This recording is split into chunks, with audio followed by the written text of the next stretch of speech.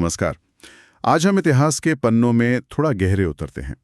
मालवा के एक ऐसे शासक की कहानी समझने की कोशिश करेंगे जिनका नाम सिर्फ तलवार से नहीं जुड़ा, बल्कि कलम, छेनी और ज्ञान, इन सब से जुड़ा है। राजा भोज। हमारे पास जो जानकारी है, जो स्रोत हैं, वो 11वीं सदी के इस कह सकते हैं असाधारण व्यक्तित्व पर रोशनी डालते हैं। उनके जीवन, उनके समय, उनके बहुत सारे योगदानों पर। यहाँ हमारा मकसद सिर्फ तथ्य दोहराना नहीं है। हम ये समझना चाहते हैं कि राजा भोज को सिर्फ एक योद्धा राजा क्यों नहीं माना जाता। उन्हें एक विद्वान, एक निर्माता, कला संरक्षक और सही मायनों में एक दार्शनिक राजा, फिलोसफर किंग के रूप में क्यों याद किया जाता है। उनकी शोहरत का आलम तो देखिए, सदियों बाद भी वो कहावत बन गई, कहाँ राजा भोज, कहाँ गंगू तेली। तो चलिए परमार वंश के सबसे चमकते सितारे के दौर में चलते हैं। सबसे पहले थोड़ा जमीन और जमाने को समझ लेते हैं। परमार राजवंश जी, इन्होंने करीब 9वीं से 14वीं शताब्दी तक मध्य भारत यानी आज के मध्य प्रदेश के बड़े हिस्से मालवा पर राज किया। बिल्कुल। और ये समय भी देखिए भारतीय इतिहास का एक दिलचस्प दौर था।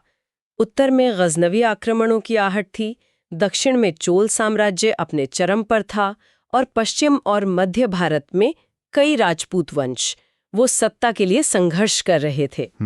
इसी उथल-पुथल भरे माहौल में मालवा में परमार अपनी जगह बना रहे थे।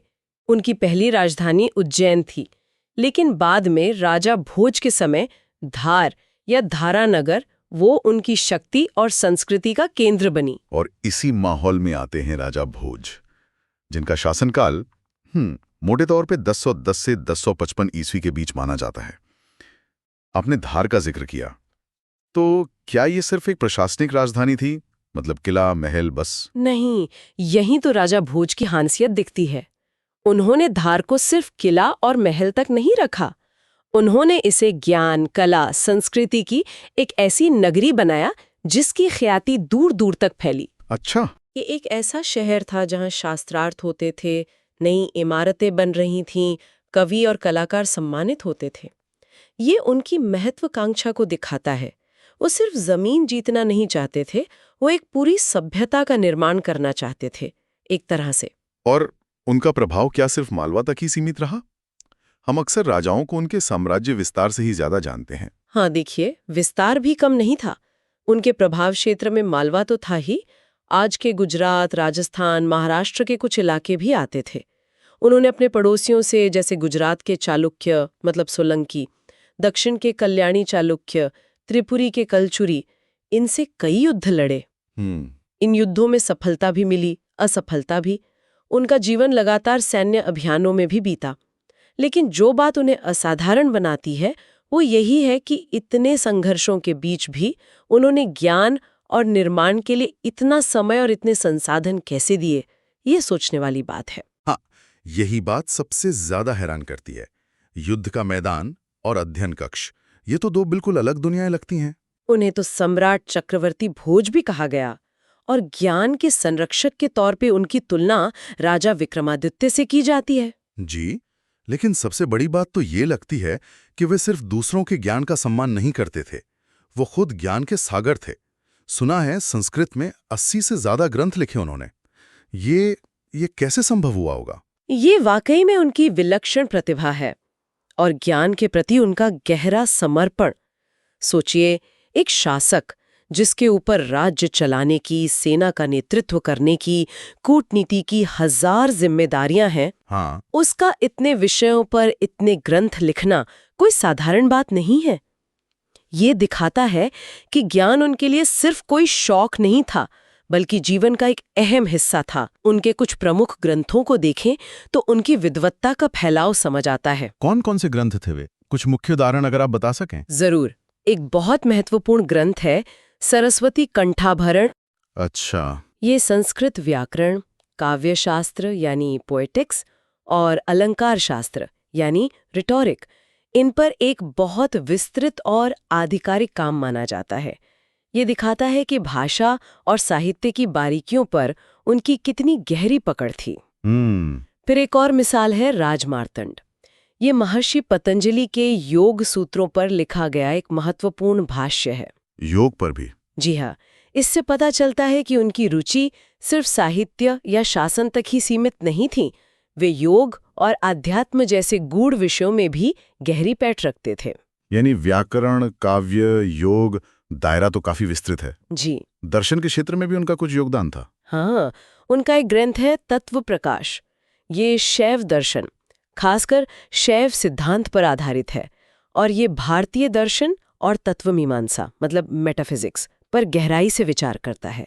लेकिन एक ग्रंथ जिसने शायद सबसे ज्यादा ध्यान खींचा है और जो आज भी शोधकर्ताओं को चकित करता है, वो है सम्रांगण सूत्रधार। हाँ, इसका जिक्र मैंने सुना है। कहते हैं इसमें कुछ बहुत ही अनोखी बातें हैं, कुछ अलग तरह की। बिल्कुल।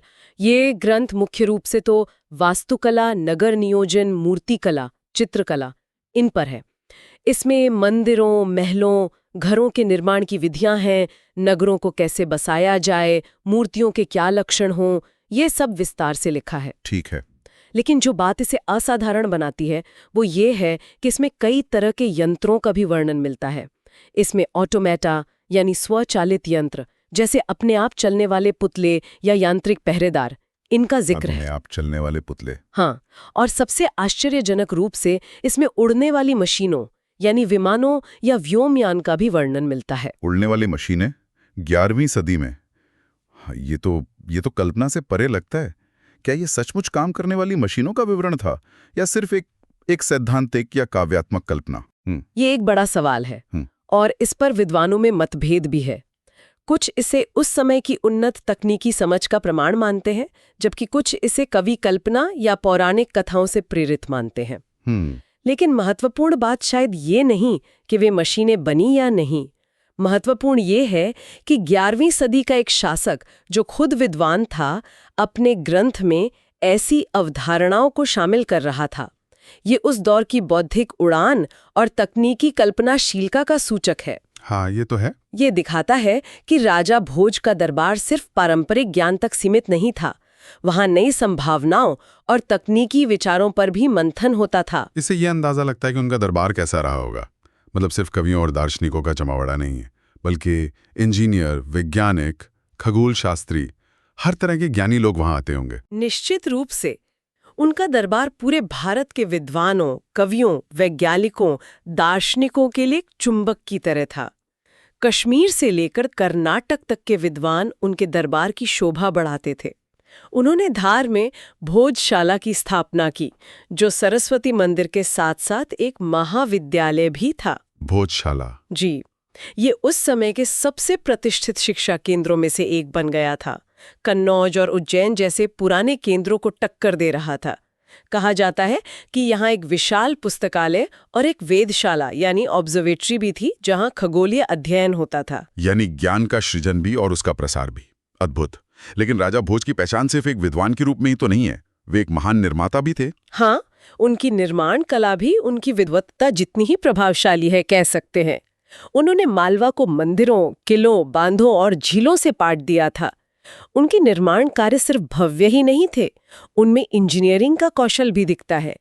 2 उदाहरण तो खास तौर पर उल्लेखनीय है। कौन से हैं वे? पहला है भोजपुर का शिव मंदिर, जिसे अब भोजेश्वर मंदिर के नाम से जाना जाता है। हाँ, भोपाल के पास। जी, भोपाल के नजदीक बेतवा नदी के किनारे ये मंदिर अधूरा रह गया, शायद राजा भोज के शासनकाल के अंत में जो युद्ध शुरू हुए उनके कारण। लेकिन जितना भी बना है वो स्टुपेंडस है।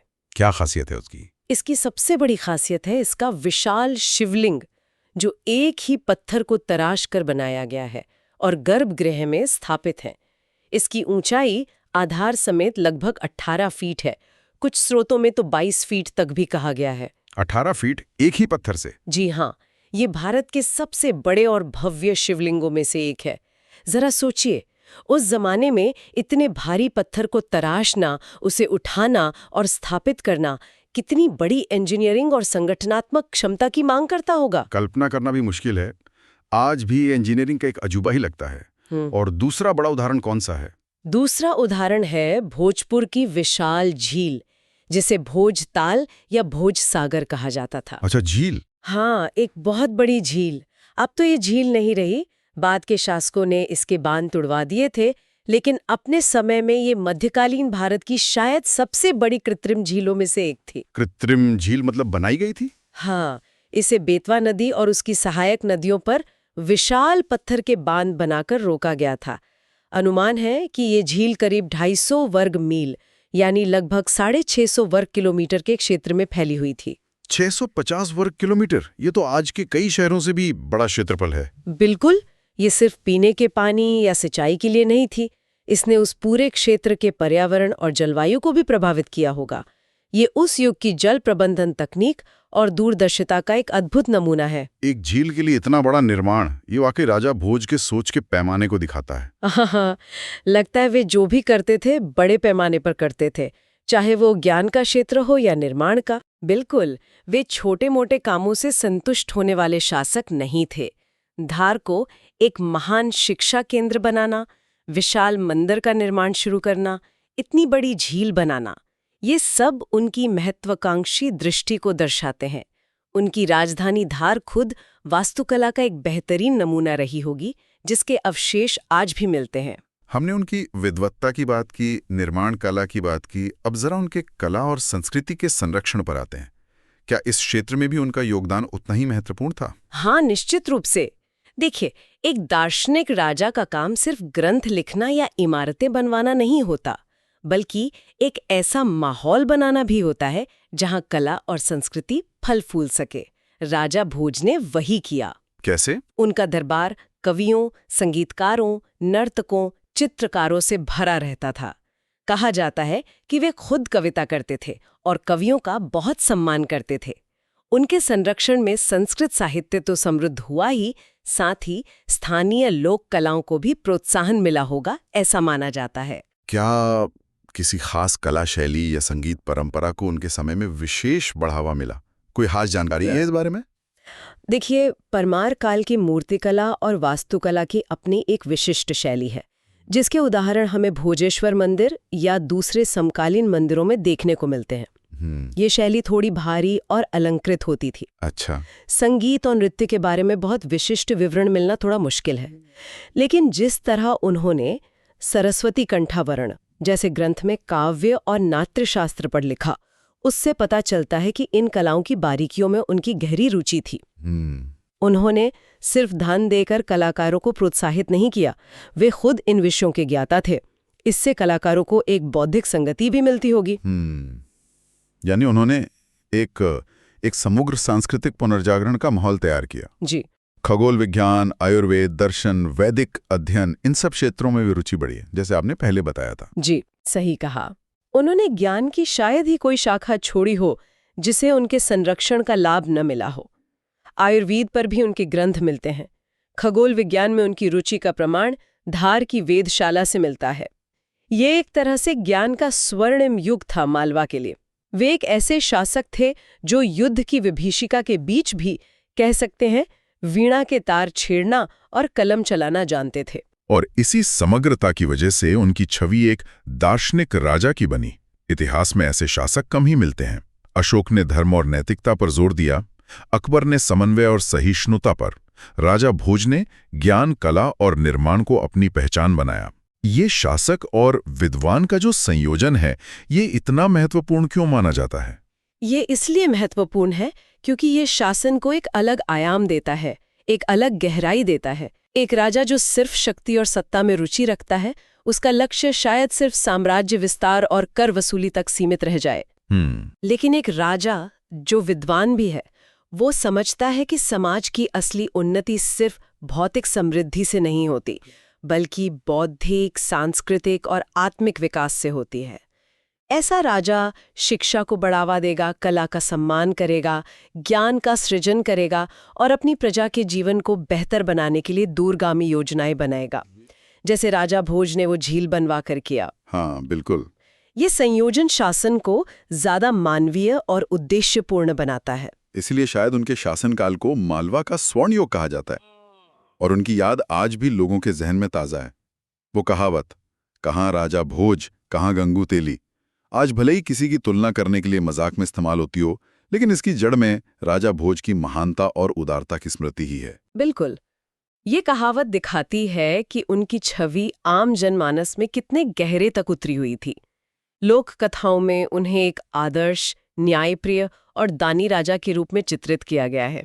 और ये भी दिलचस्प है कि आज का भोपाल शहर, जो मध्य प्रदेश की राजधानी है, उसका नाम भी उन्हीं के नाम पर पड़ा माना जाता है। अच्छा। हाँ, कहा जाता है कि उन्होंने भोजपाल नामक नगर बसाया था, जो बाद में भोपाल बना। तो उनकी विरासत आज भी कई रूपों में जीवित है। भोजपुर के मंदिर के उन विशाल अवशेषों में, जी, इतिहास की किताबों में दर्ज उनके ग्रंथों में, लोक कथाओं और कहावतों में, और भोपाल शहर के नाम में भी। उनकी विरासत इस बात का भी प्रतीक है कि युद्धों और राजनीतिक अस्थिरता के दौर में भी ज्ञान और संस्कृति का दीप जलाए रखना संभव है। उनका जीवन दिखाता है कि एक शासक की भूमिका सिर्फ तलवार चलाने तक सीमित नहीं होती, बल्कि वो अपनी प्रजा के लिए एक बेहतर भविष्य का निर्माता भी हो सकता है। तो संक्षेप में कहें तो राजा भोज एक असाधारण और बहुआयामी व्यक्तित्व थे। वे एक वीर योद्धा थे जिन्होंने अपने राज्य की रक्षा की, विस्तार किया। वे एक प्रकांड विद्वान और विपुल लेखक थे जिन्होंने ज्ञान की अनेक शाखाओं को समृद्ध किया। जी, वे एक दूरदर्शी निर्माता थे जिन्होंने भव्य और उपयोगी संरचनाएं खड़ी की, और वे कला तथा संस्कृति के उदार संरक्षक थे जिन्होंने मालवा में एक जीवंत बौद्धिक और सांस्कृतिक माहौल बनाया। जी। उनका जीवन वास्तव में एक दार्शनिक राजा की अवधारणा को साकार करता है। और जैसा कि हमने सम्रांगण सूत्रधार की बात की थी, जाते जाते वही विचारणीय प्रश्न फिर से सामने आता है।